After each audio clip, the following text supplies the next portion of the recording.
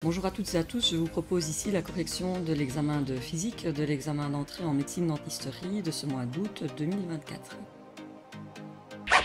Alors la première question est celle-ci, la puissance dissipée dans le circuit est de 40 watts.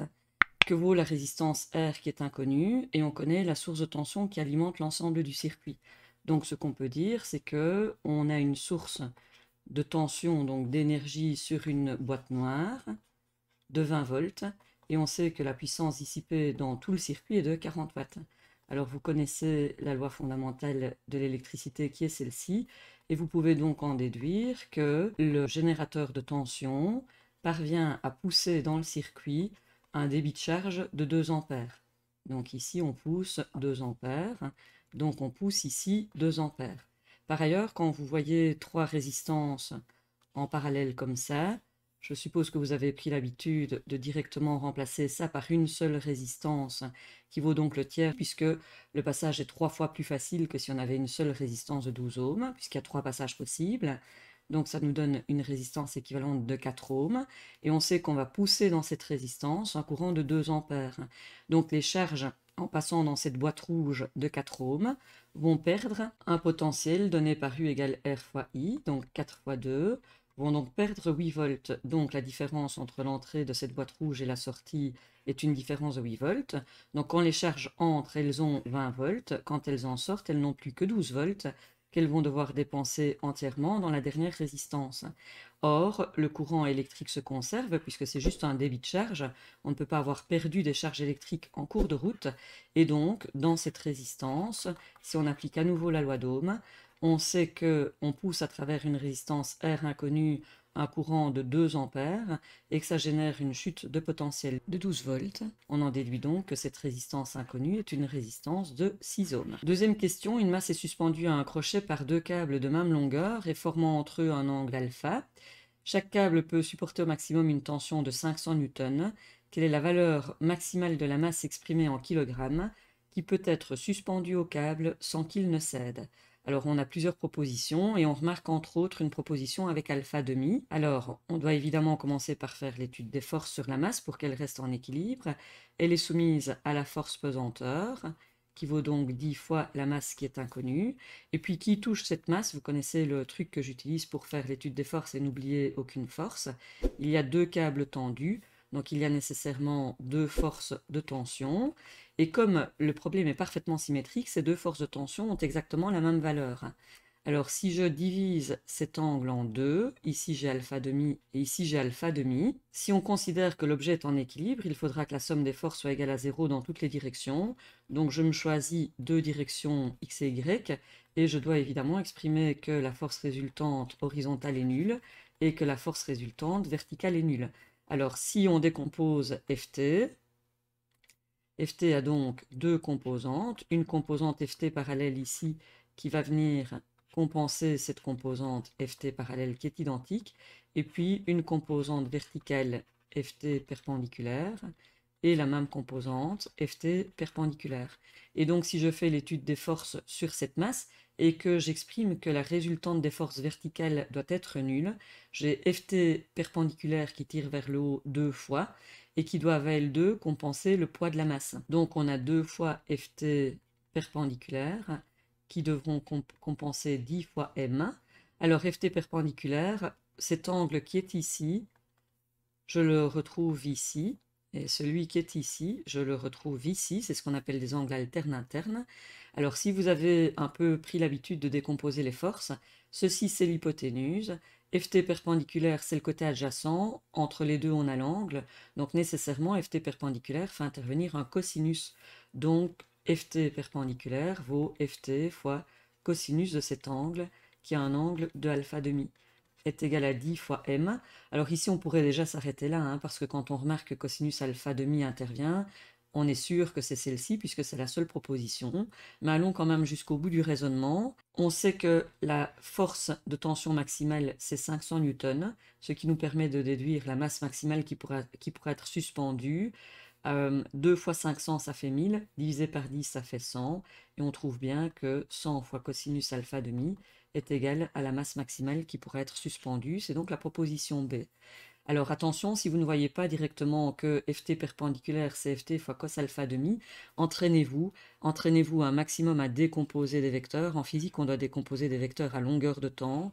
Donc en fait, quand je regarde ceci, ce côté ft perpendiculaire, je le retrouve évidemment ici. Cette longueur-ci, c'est la même que celle-ci.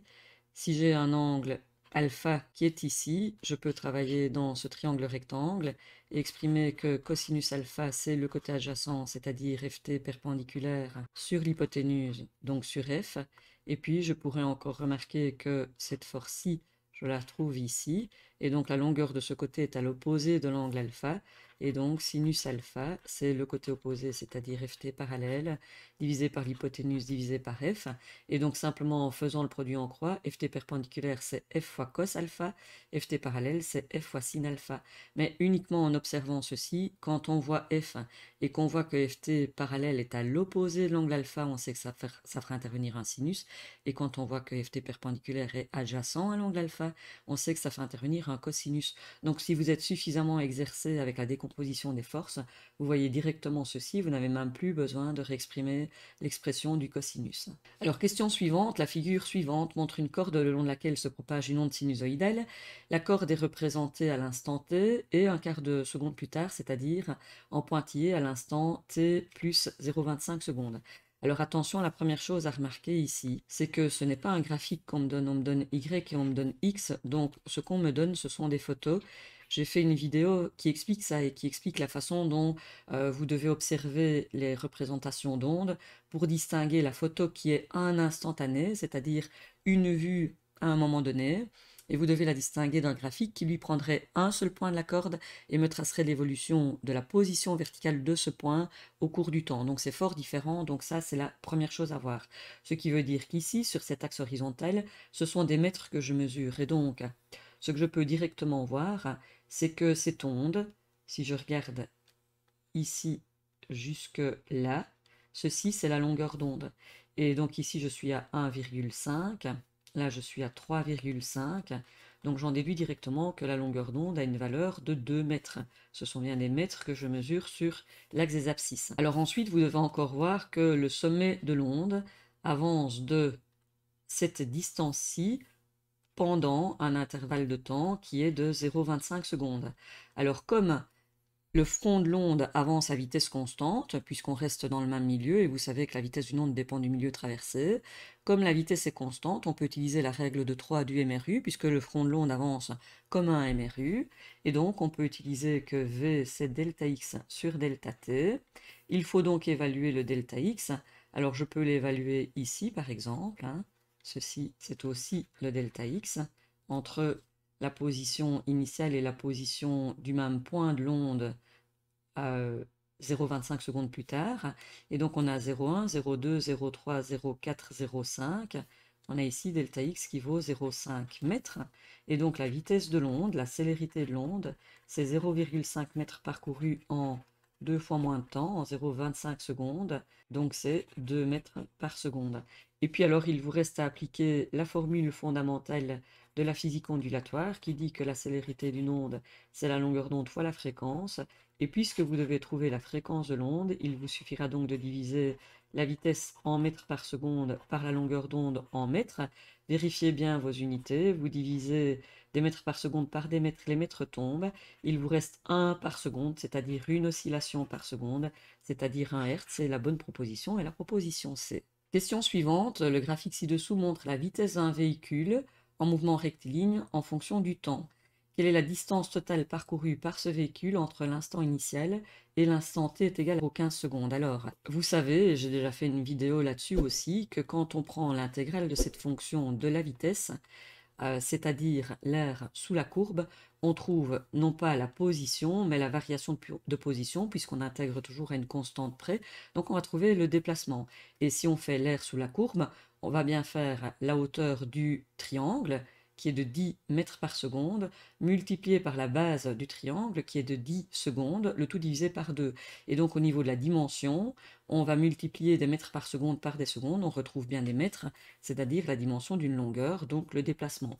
Donc le déplacement ici, c'est la base du triangle, fois la hauteur du triangle, le tout divisé par 2, et Les secondes disparaissent, on trouve bien 10 fois 10, ça fait 100 divisé par 2, on trouve 50 mètres de déplacement au cours de cette première étape.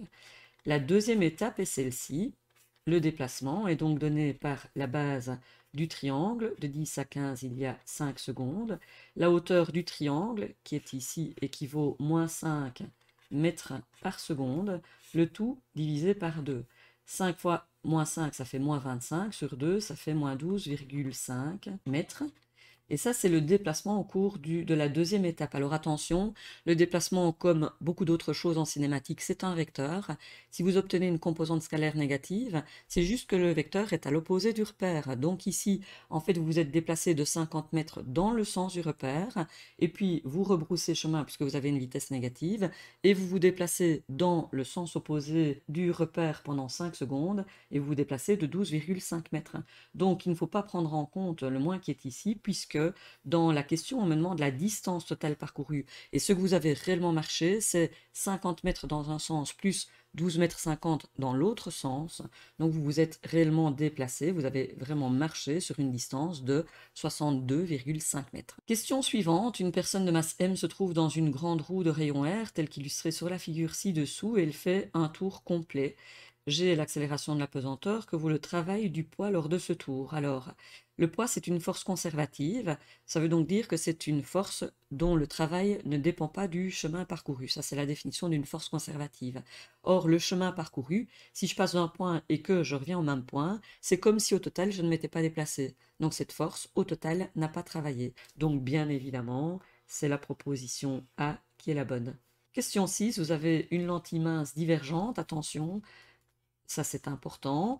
Vous observez que les rayons parallèles à l'axe optique divergent forcément après le passage par la lentille, comme s'ils émergeaient d'un point situé 20 cm avant le centre optique. Autrement dit, on vous dit votre lentille est ici, c'est donc une lentille à bord épais, puisqu'elle est divergente. Quand les rayons vont sortir de la lentille, ils vont diverger comme s'ils émergeaient d'un point situé 20 cm à l'arrière du centre optique. Donc on a ceci, et donc ceci, c'est le foyer image. Et donc vous en déduisez directement que f' est égal à moins 20 cm. Attention, il y a un moins puisqu'on parle d'une lentille divergente. On me demande à quel endroit doit se trouver un objet. Alors l'endroit auquel se trouve l'objet, on le repère dans les lois de conjugaison par la lettre P. Pour que son image soit droite, virtuelle, donc si l'image est virtuelle, mais c'est toujours le cas avec des lentilles divergentes, la distance Q qui repère l'image sera négative, elle doit être l'image 3 fois plus petite que l'objet. Alors le grossissement donné par A'B' sur AB doit donc être 1 sur 3, puisque l'image doit être 3 fois plus petite que l'objet. Et on sait, par les lois de conjugaison, que le grossissement est donné par moins Q sur P, donc on en trouve une relation entre Q et P. Si vous faites le produit en croix éventuellement, vous allez trouver que moins 3 fois Q, c'est égal à 1 fois P. Ça, c'est la première chose, mais je ne connais ni Q ni P. Donc on va se baser sur l'autre loi de conjugaison, qui dit que 1 sur F égale 1 sur Q plus 1 sur P. Ici, F, c'est négatif, puisque je l'ai dit, c'est une lentille divergente. Donc ça va donner moins 1 sur 20 est égal à 1 sur Q que je ne connais pas, plus 1 sur P que je ne connais pas. J'ai une deuxième relation mathématique avec les deux mêmes inconnus, donc on peut résoudre ça. On va remplacer P par moins 3Q, donc ceci va devenir moins 1 sur 3Q. On met au même dénominateur, 3 et 3. 3 sur 3Q moins 1 fois sur 3Q, ça fait 2 fois 1 sur 3Q. Si je fais le produit en croix entre ceci et ceci, j'en déduis donc que moins 3Q est égal à 2 fois 20, c'est-à-dire à 40. J'en déduis donc que Q est égal à moins 40 sur 3. Et si je reprends la première loi de conjugaison, je peux remplacer Q par moins 40 tiers, et je trouve la valeur de P. Les moins tombent, les 3 tombent. P vaut donc 40 cm. Il y a deux possibilités, 40 cm avant la lentille ou 40 cm après la lentille. P est une distance positive, c'est donc un objet réel, donc l'objet doit être ici avant la lentille. Et donc vous devez mettre l'objet ici à 40 cm avant la lentille. Là pour la question 6. Question 7. Deux charges électriques ponctuelles de plus 2 micro et moins 6 microcoulombs sont fixes et distantes de 4 cm. Où doit-on placer une troisième charge de moins 8 microcoulombs sur cette ligne qui joint les deux autres charges pour que la force résultante sur la charge de moins 6 microcoulombs soit nulle? Alors attention, le premier terme qui est important, c'est force résultante. Ça veut donc dire que vous allez devoir faire l'addition de plusieurs forces. Et c'est évident puisque avant même de venir placer la charge de moins 8 microcoulombs, alors oui, l'autre chose importante, attention, on me dit la force résultante sur la charge de moins 6 micro. Donc c'est sur cette charge qu'on va placer toute notre attention. Et cette charge de moins 6 microcoulombs, elle est déjà dans l'influence de la charge positive de plus 2. Ces deux charges, puisqu'elles sont de signes opposés, vont s'attirer.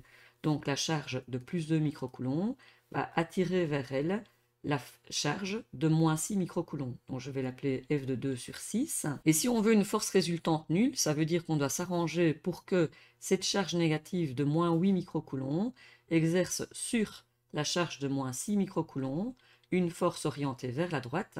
Et donc ça, ce serait la force de la charge 8 micro sur celle de 6 micro. Et il faut que ces deux forces aient la même valeur. Alors, la première chose, si on prenait cette charge négative et qu'on venait la placer ici, cette charge négative repousserait la charge négative de moins 6 microcoulombs et la force verte serait vers la gauche. Les deux forces seraient toutes deux orientées dans le même sens. On ne pourrait en aucun cas avoir une résultante nulle. Donc on ne peut absolument pas se placer à droite de la charge de moins 6 microcoulombs. Ça, c'est la première chose. Donc, si je place la charge négative à gauche, la charge négative va pousser la charge de moins 6 microcoulombs vers la droite. Donc là, c'est bon, il faut absolument que la charge soit ici vers la gauche. L'autre question, c'est est-ce que je dois la mettre entre les deux charges ici ou bien plus loin? Et là, vous devez voir que cette charge-ci, elle est 4 fois plus grande que celle-ci. Donc si je la plaçais à la même distance, par exemple, alors la force verte serait 4 fois plus grande que la force rouge. Donc comme cette charge est plus grosse, si je veux avoir deux mêmes forces, il faut que je mette la grosse charge beaucoup plus loin, quelque part par ici. Alors maintenant, on peut exprimer les deux forces. La force verte, ce sera la constante électrique, fois en valeur absolue 8 microcoulombs qui agit sur, en valeur absolue, 6 microcoulombs. Et elles sont situées toutes les deux à une distance. Alors ici, c'est une distance x que je ne connais pas. Donc x plus 4 centièmes de mètre, le tout élevé au carré. Et cette force verte doit avoir la même valeur que la force rouge, qui elle sera donnée par la constante électrique, fois 2 microcoulombs, fois 6 microcoulombs en valeur absolue, et les deux sont situés à 4 cm une de l'autre. Alors, vous voyez évidemment qu'on peut simplifier là-dedans le 6, 10, moins 6, on peut simplifier le 10, moins 6, on peut encore faire tomber la constante électrique, et on pourrait se retrouver avec un produit en croix qui donne 8 fois 4, 10, moins 2 élevé au carré, donc 16, 10, moins 4, est égal à 2 fois x plus 4 fois 10 moins 2 au carré. Alors on peut résoudre ça mathématiquement, mais c'est quand même un petit peu lourd parce que vous allez vous retrouver avec une équation du second degré à devoir résoudre. Alors il y a une autre façon de faire, je regarde juste les intensités des charges, même en oubliant les micros, donc je regarde juste 8 fois 6 et 2 fois 6.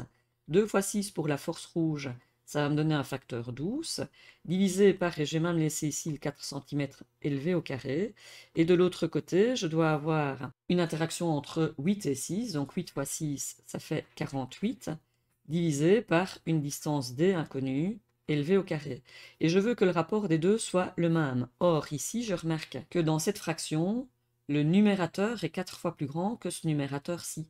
Donc, pour garder la même égalité, il faudra que le dénominateur soit 4 fois plus grand que ce dénominateur-ci.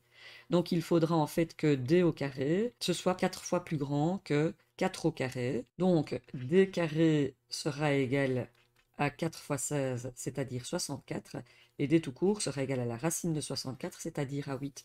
Donc, la distance entre cette charge-ci et cette charge-ci doit être de 8 cm. Donc on doit se mettre à 8 cm à gauche de la charge de moins 6 microcoulombs. Question 8. Une moto démarre sur une route rectiligne avec un mouvement uniformément accéléré. On est donc dans le cadre d'un MRUA et on sait qu'on a deux relations pour décrire un MRUA. Les mesures de la vitesse et de la distance parcourue depuis le départ sont les suivantes. Vx, quelle est la valeur de l'accélération? Alors, ici, comme on me dit démarre, ça veut dire que la vitesse est nulle quand t est égal à 0. Et je vois que la position quand t est égal à 0 est égale à 0 également. Alors je peux écrire les deux équations du MRUA qui me disent que la position varie au cours du temps comme une parabole. Elle est donnée par la position quand j'allume le chrono, plus la vitesse quand j'allume le chrono fois le temps auquel j'essaye d'évaluer la position, plus le produit de l'accélération fois ce temps élevé au carré divisé par 2. Et là, je peux simplifier puisque je sais que la position initiale dans le tableau est nulle. Je sais que la vitesse initiale est nulle, donc ce terme-ci tombe aussi. Il me reste donc la position après un certain temps est donnée par at carré sur 2. Je sais également que la vitesse change au cours du temps, puisque c'est un mouvement uniformément accéléré, et la vitesse change comme ceci. La vitesse à un instant t est donnée par la vitesse quand j'allume le chrono, plus le produit de l'accélération fois le temps auquel j'essaye d'évaluer la vitesse. La vitesse initiale est nulle, il me reste donc Vt égale A fois t.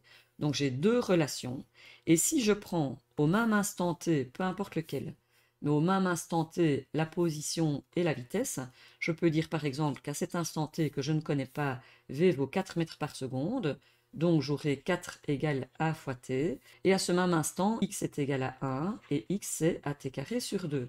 Vous avez donc un système de deux équations à deux inconnues à résoudre, et si vous êtes un petit peu exercé avec le MRUA, vous savez que le produit at carré, c'est at fois t, le tout divisé par 2, et je sais que le produit at vaut à cet instant-là 4. Donc je peux remplacer ceci par 4. J'en déduis que 1, c'est 2 fois t, et donc t est égal à 1 demi. Donc une demi-seconde. Et quand j'ai ma première inconnue, je peux reprendre cette équation-ci et dire que A c'est 4 sur t, autrement dit 4 sur 1 demi.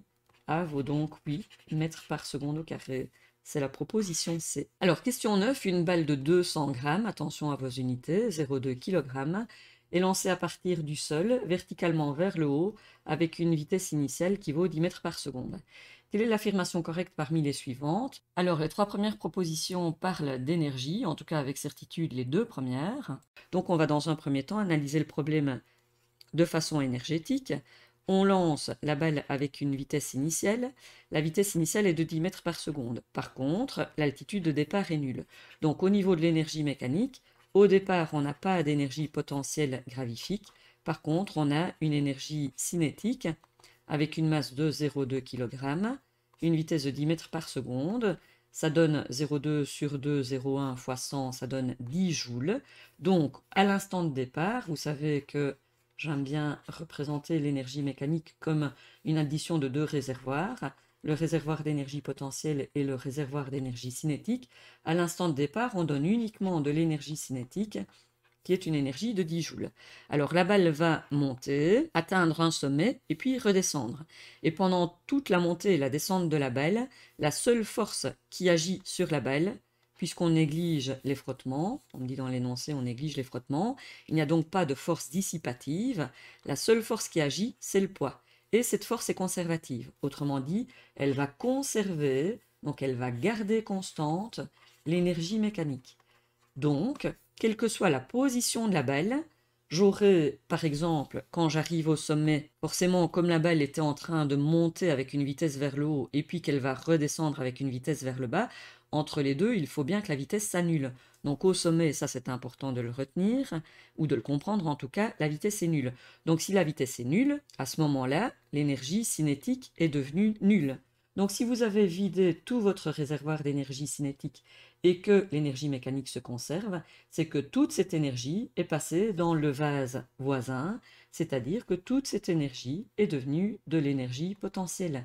Et donc effectivement, quand la vitesse de la balle s'annule, donc quand on est au sommet de la trajectoire, l'énergie potentielle vaut 10 joules. Et donc, l'énergie potentielle de départ était égale à 0 joules. Elle passe à 10 joules, elle a bien augmenté de 10 joules. Donc cette proposition-ci est la bonne. Si on veut quand même s'intéresser aux autres propositions, on nous dit ici, lorsque la balle atteint une hauteur de 5 mètres, son énergie cinétique est de 10 joules.